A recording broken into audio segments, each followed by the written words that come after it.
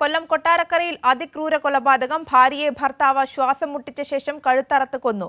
കൊട്ടാരക്കര പള്ളിക്കൽ സ്വദേശിനി സരസ്വതി അമ്മയാണ് മരിച്ചത്. കൊലപാതകത്തിന് ശേഷം ഭർത്താവ് സുരേന്ദ്രൻ പിള്ള പോലീസ് സ്റ്റേഷനിലെത്തി കീഴടങ്ങി. രാജ്കുമാർ വിവരങ്ങളുമായി ചേരുന്നുണ്ട്. രാജ്കുമാർ, എന്താണ് ഈ കൊലപാതകത്തിന് പിന്നിലെ കാരണം?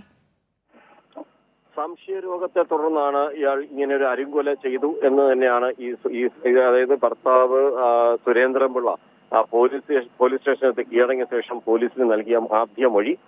ഉടൻ തന്നെ പോലീസ് ഈ വീട്ടിലെത്തി ഇപ്പോൾ ഇൻക്വസ്റ്റ് നടപടികൾ ആരംഭിച്ചിട്ടുണ്ട്. ഈ അല്പസമയത്തിനകം പാരിപ്പള്ളി മെഡിക്കൽ കോളേജ് ആശുപത്രിയിലേക്ക് പോസ്റ്റ്മോർട്ടത്തിനായി മൃതദേഹം മാറ്റും. മുമ്പും ഇവർ തങ്ങളിൽ ഇതുപോലെയുള്ള സംശയരോഗവുമായി ബന്ധപ്പെട്ട് നിരന്തരം വഴക്കായിരുന്നു. അവിടെ കയ്യേറ്റ ശ്രമങ്ങൾ ഉണ്ടായിട്ടുണ്ട്, പീഡനങ്ങൾ ഉണ്ടായിട്ടുണ്ട് എന്ന് നാട്ടുകാർ, ഈ പ്രദേശവാസികൾ, അയൽവാസികൾ പോലീസിന് മൊഴി നൽകിയിട്ടുണ്ട്. അതായത് രാജ്കുമാർ പറയുന്നത് വെച്ച് ഇയാൾ ഒരു സ്ഥിരം പ്രശ്നക്കാരനാണെന്നാണ് മനസ്സിലാക്കേണ്ടത്. ഇയാൾ ഈ സംശയരോഗം, ഒരു ഭാഗത്ത് സംശയരോഗം, മറുഭാഗത്ത് ഇയാൾ എപ്പോഴും മദ്യലഹരിയിലായിരുന്നു. ഈ മദ്യലഹരി എത്തിയാണ് ഭാര്യയെ എപ്പോഴും മർദ്ദിച്ചിരുന്നതായി അയൽവാസികൾ പറയുന്നുണ്ട്.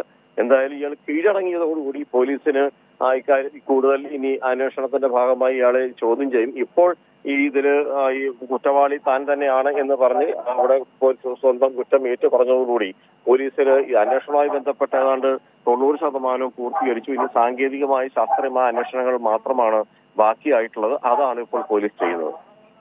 ഇവരുടെ കുടുംബത്തിന്റെ ഭാഗത്തു നിന്നുള്ള ഏതെങ്കിലും തരത്തിലുള്ള പ്രതികരണങ്ങൾ ലഭിച്ചിട്ടുണ്ടോ?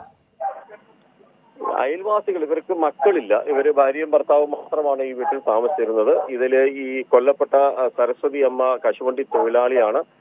ഇതില് സുരേന്ദ്രൻപിള്ള കൂലിത്തൊഴിലിനും മറ്റും പോയിരുന്ന ഒരു വ്യക്തി കൂടിയാണ്. ഇവർക്ക് മക്കളില്ലാത്തത് കൊണ്ട് തന്നെ ഈ അകന്ന ബന്ധുക്കൾ മാത്രമേ ഉള്ളൂ. അവർ ഇപ്പോൾ ശേഷം അല്പസമയം അവിടെയൊക്കെ വീട്ടിന്റെ പരിസരത്ത് എത്തിയിട്ടുണ്ട്. അവരാണ് മറ്റ് കർമ്മങ്ങളും കാര്യങ്ങളും ചെയ്യാനുള്ള നടപടികൾ ഇപ്പോൾ തുടങ്ങിയിട്ടുള്ളത്. ശരി, രാജ്കുമാറാണ് വിവരങ്ങൾ നൽകിയത്.